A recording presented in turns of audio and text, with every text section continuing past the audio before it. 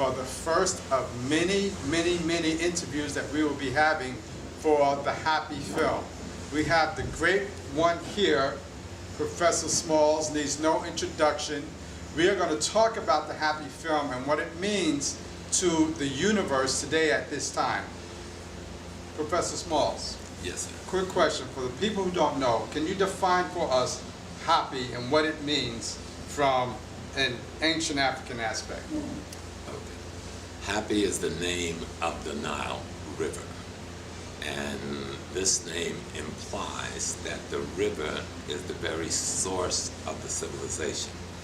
That this Nile River, that is called by the ancient HAPI, bring the sustenance into the Nile Valley. I mean, when you're in the air and you're looking down, you see this blue ribbon running through the middle of this brown desert.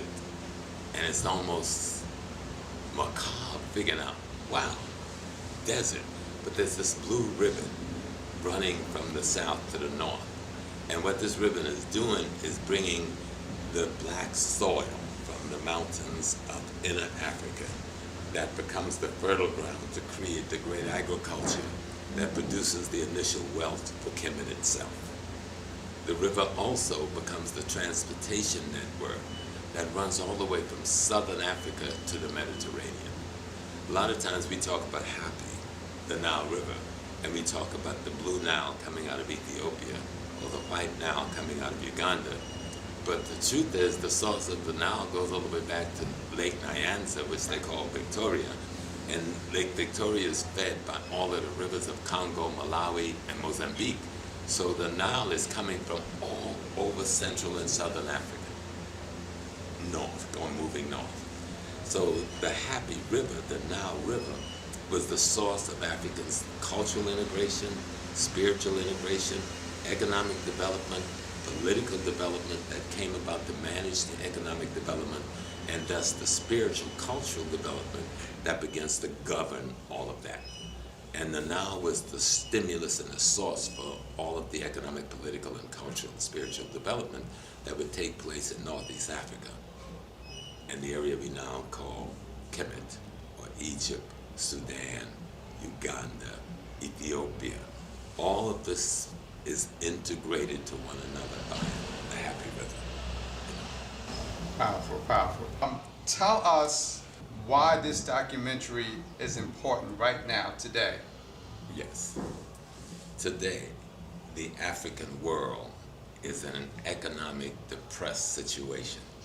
Though we have all the wealth of the world, the gold, the diamond, the cobalt, the coltan, the oil, the manganese, right, the bauxite, we are living in dire poverty because we don't know the formula that our ancestors left for us, that they learned from the ecology that was created by the Nile. So the Nile is a physical river, but at the same time, the study of it will give us a principle of understanding on how to reconstruct an economic phenomena that will produce the wealth that can create the kinds of civilizations that our ancestors once built. And so by studying the Nile, and as the film shows, and seeing its centrality to economic development and the principles that our ancestors developed around things economic, political, and cultural, we can begin to replicate that in the environments and ecology we find ourselves in today. And this film, which is excellent in the way it goes into our history, which really all of what we're calling the history of the Nile Valley is the result of the presence of the HAPI. You see, without the HAPI, there is no temples. Without the HAPI, there is no fields of barley and wheat and cotton. Without the HAPI, there's no fish. Okay? And so the HAPI says, historically to us, you need an economic stream that is the resources for your economic growth and expansion. And so we may not have a river literally running through, say, Harlem, but what we have is the concept of what that river did. How can we find that tool today that represents what the river symbolizes and use that tool, that resource mechanism to develop the economic, politics, and culture that will lift our people up again. What I'm hearing is we have the model already. We have the model. We just have to study and apply the model. Absolutely. That's it. Absolutely. So the film is going to teach us where we were and where we can be again. And the relevance of the essential source of your economic development. So the river has always played a significant role. So you can say the Volta River is a happy river today if used appropriately. Or we can go into Senegal, and then we'd be looking at in Nigeria, and we'd be looking at the Niger River, which without the Niger River, there's no commerce in that part of Africa, for Nigeria, for Senegal, for Mali. So the Niger River becomes a happy river. It's not just a body of water.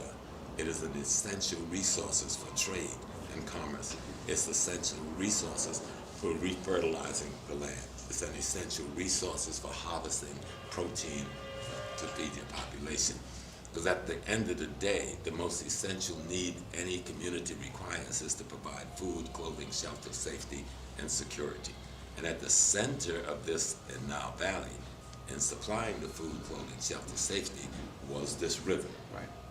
I hope you're taking notes because you're getting schooled right now. We are in school right now. So grab your pen, grab your paper, take some notes, and don't forget, subscribe below.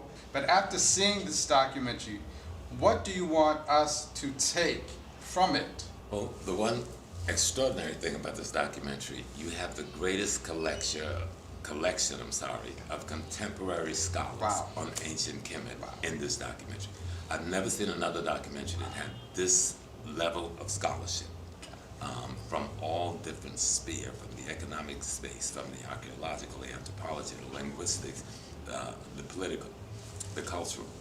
And these people are at the top of their game and understanding ancient Kemet and the ancient HAPI Valley civilization that was produced in ancient Kemet.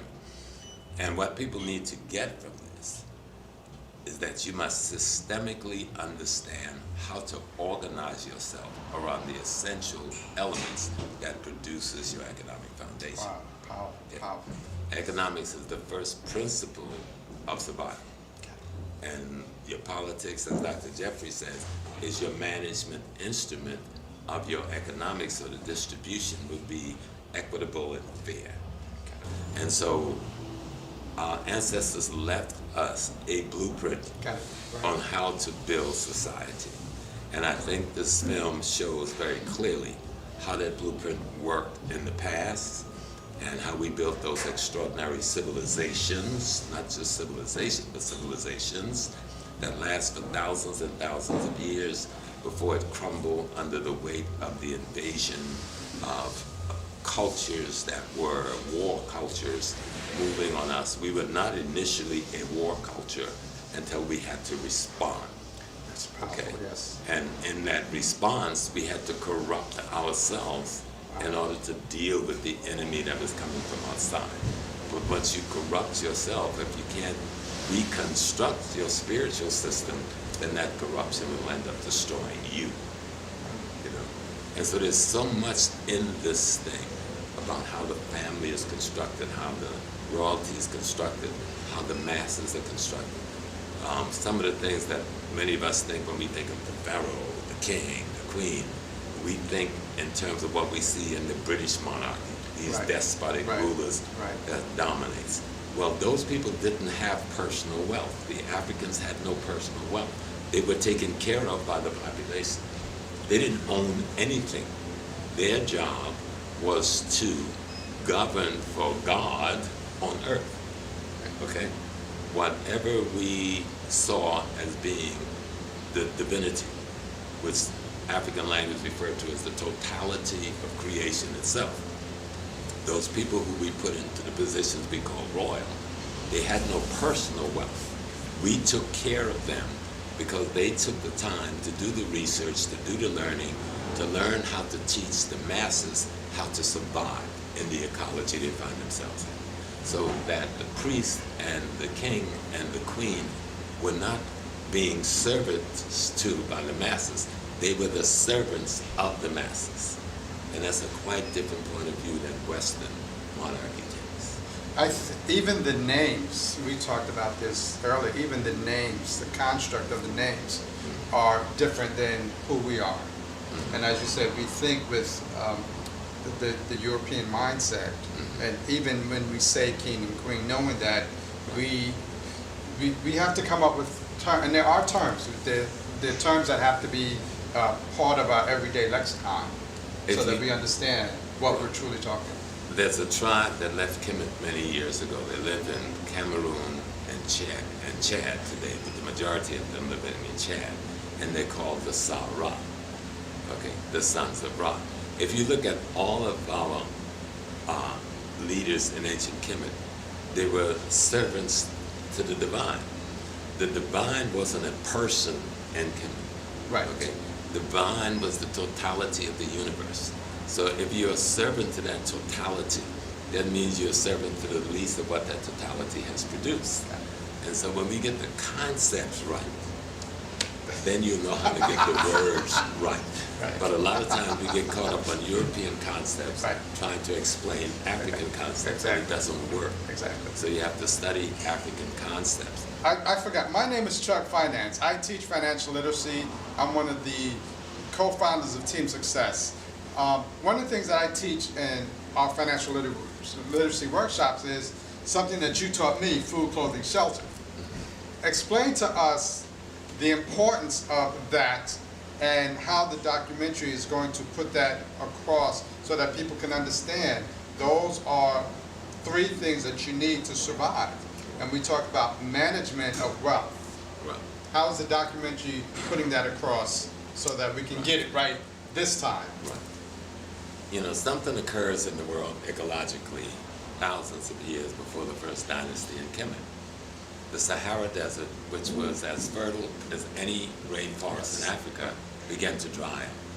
That population, much of them, some went west towards the Atlantic, many went east towards a river that was being formed called HAPI. And they went towards the HAPI in search of food, clothing, shelter, and safety. And so when you study this documentary, you see that what HAPI provides is just that. The sustenance, think of food, clothing, shelter, that's the primary motivation for human behavior. We can talk about, oh, I want to be a doctor, I want to be a lawyer, you're going to college to get some money to buy some food. Now, if you go and get all the money you want, all the reason you don't buy the food, you're going to die, okay? You going to college, you're getting educated, or you're getting tooled and trained so you can provide a home for yourself and your family, so you can provide the kind of clothing necessary in your environment for yourself and your family. In order to do that, you have to also be able to provide safety for yourself and your family.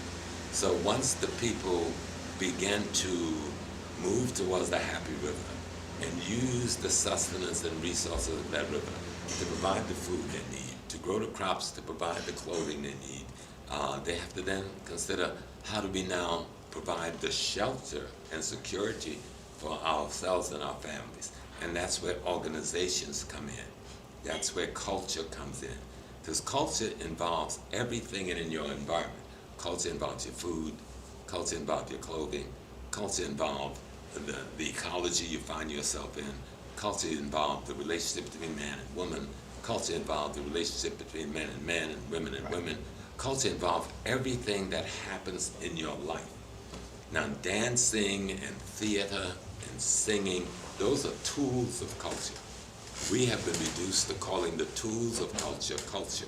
But those tools are there to convey concepts, ideas, and principles out of culture that you need to learn as your daily habits in order to be able to construct the kind of communities that can provide for themselves. Your final thoughts on?